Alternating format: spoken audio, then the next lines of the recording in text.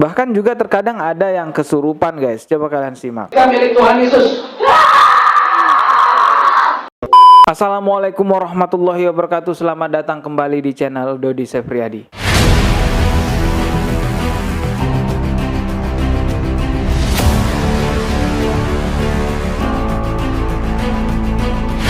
Seperti biasa di channel ini aku akan membahas hal-hal unik, menarik, bahkan menyeramkan. Namun sebelum kita mulai videonya, silahkan klik tombol subscribe di bawah dan klik juga loncengnya sebagai notifikasi agar ketika saya mengupload video terbaru kalian mendapatkan pemberitahuan. Oke, kali ini aku akan membahas beberapa perbandingan ritual pertaubatan diri di beberapa agama. Kita tahu bahwa di setiap agama itu punya ritual khusus untuk bertaubat kepada sang penciptanya atau sesuatu yang dianggapnya sebagai Tuhan.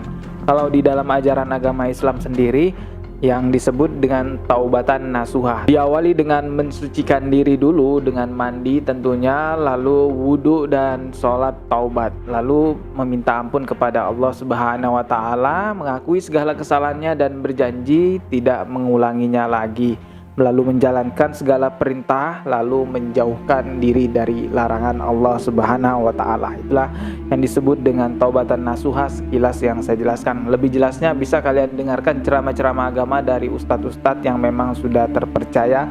Di channel YouTube pun banyak sudah diupload. Kalau saya biasanya mendengarkan kalimat-kalimat taubat atau doa-doa taubat dari ceramah Ustadz Hanan Attaqi, karena pemilihan kata-kata ataupun bahasanya itu lebih anak muda gitu lah, jadi lebih mengena di hati. Mungkin teman-teman lebih suka dengan ustadz-ustadz yang lain, itu nggak masalah, yang penting adalah sesuai dengan tuntunan Allah Subhanahu wa Ta'ala. Contoh yang sering saya dengarkan itu dari Ustadz Hanan Attaqi yang seperti ini. Jadikanlah kami orang-orang yang taubatan nasuha. Janganlah engkau kembalikan kami kepada dosa-dosa itu ketika kami menjadi lemah, ketika kami tidak kuat menghadapi ujian-ujian keimanan darimu, sehingga kami kembali ke belakang sebagaimana orang-orang yang munafik kembali ke belakang.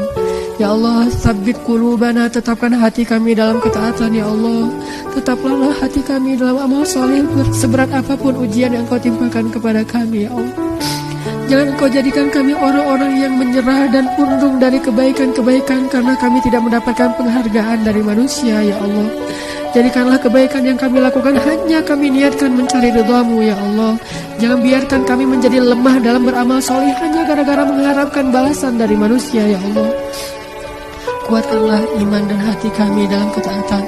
Tetapkanlah keistiqomahan kami. Ya Allah, dalam keadaan senang dan dalam keadaan susah.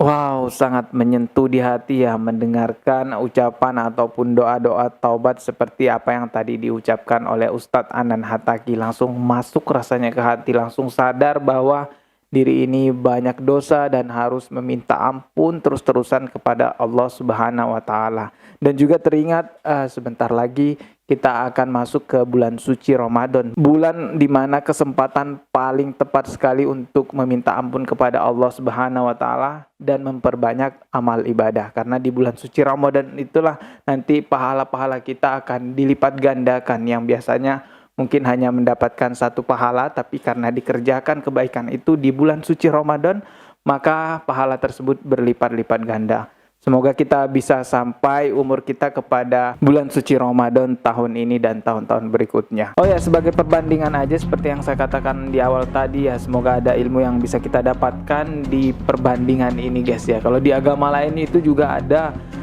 ritual pertaubatan. Kalau di agama Kristen, yang pertama itu cukup mengakui bahwa Yesus itu adalah Tuhan. Dengan mengakui bahwa Yesus itu adalah Tuhan, maka mereka mempercayai dosa-dosa mereka akan diampuni ataupun sudah dihapuskan. Siapapun yang menerima Yesus sebagai Tuhan dan Juru Selamat, diampuni dosanya.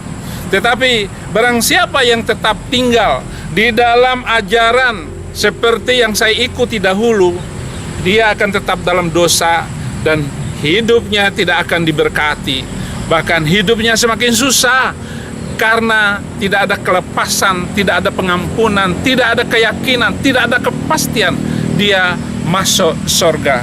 Tetapi kalau kita menerima Yesus sebagai Tuhan dan Juru Selamat, dosa kita telah diampuni seperti wanita yang berdosa tadi. Karena sesiapapun yang menerima Yesus sebagai Tuhan dan Juru Selamat, selamatlah dia. Terima kasih. Ya, sesuai penjelasan Bapak Pendeta tadi bahwa siapapun yang mempercayai bahwa Yesus adalah Tuhan, siapapun yang menerima Yesus adalah Tuhan, maka dosa-dosanya sudah ditebuskan dan dia dipastikan masuk ke surga. Itulah kepercayaan di umat beragama Kristen. Dan biasanya di agama Kristen itu juga ada ritual pertaubatan diri yang biasanya disebut dengan pembaptisan. Pembaptisan ini selain ritual untuk masuk ke dalam ajaran agama Kristen, biasanya yang beragama lain lalu mau masuk ke ajaran agama Kristen, mereka biasanya dibaptis dulu.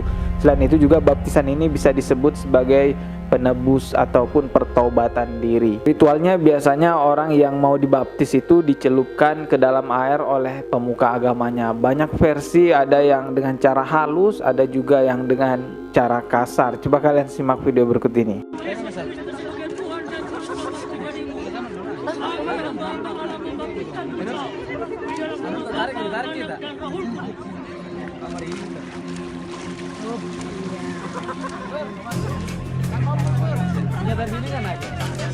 Nah, itu tadi cara halusnya ya guys. Kalau cara kasarnya itu begini guys.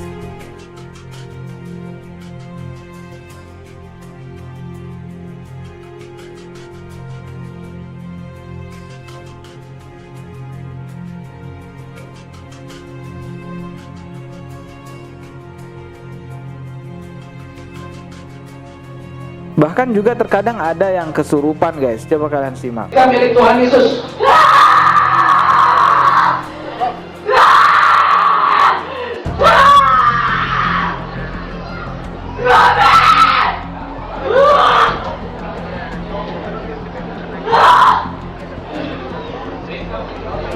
Kita milik Tuhan Yesus. Lihat saya. Ya, itulah tadi di dalam ajaran agama Kristen guys. Coba kita akan lihat lagi di dalam ajaran agama lainnya, yaitu agama Yahudi Ortodoks. Jadi kalau di dalam ajaran agama Yahudi Ortodoks itu, cara mereka menghapuskan dosa-dosa mereka yaitu dengan cara ada yang namanya kaparot, dengan membacakan doa-doa lalu memegang ayam dikelilingkan ke atas kepalanya guys. Setelah itu ayamnya disembelih. Dengan cara-cara seperti itu mereka menganggap bahwa itu adalah cara mereka untuk bertaubat.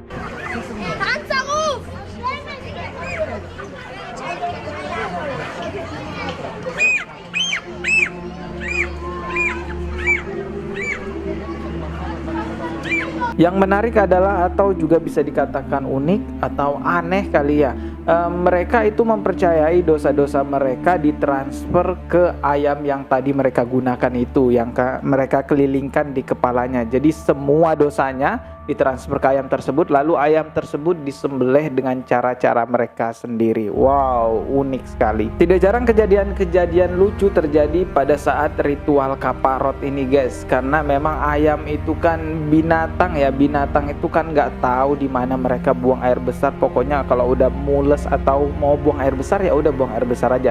Jadi ketika ada seseorang yang mengangkat ayamnya, lalu ayamnya itu buang air besar ataupun beol atau gimana ya bahasanya, itu muncrat ke kepalanya. Langsung aja kalian simak video berikut ini.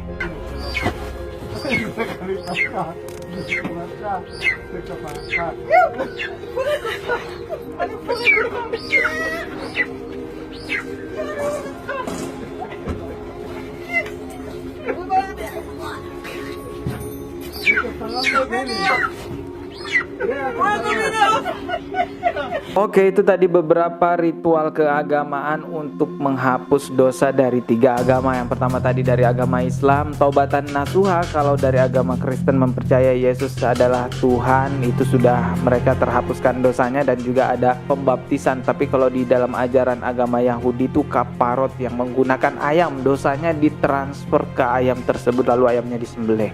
Wow, beda-beda guys. Semoga perbedaan ini, informasi ini bisa menjadi pengetahuan baru buat saya dan buat teman-teman yang melihat video ini, menjadi referensi bersyukur atas agama yang kita anut guys. Kalau saya bersyukur sekali sudah menganut agama Islam dari lahir guys. Alhamdulillah saya beragama Islam dari lahir. Jadi ya nggak susah-susah lagi mencari agama-agama yang benar, karena menurut saya ya Islam lah yang paling benar. Oke, cukup sekian video kali ini. Masih akan ada banyak lagi video lainnya yang akan saya upload di channel ini. Klik tombol subscribe di bawah, klik juga loncengnya sebagai notifikasi agar ketika saya mengupload video terbaru kalian mendapatkan pemberitahuan. Jika kalian sudah klik tombol subscribe-nya, kita akan bertemu lagi tetap di channel Dodi Sefriadi. Sekian dari saya. Wassalamualaikum warahmatullahi wabarakatuh.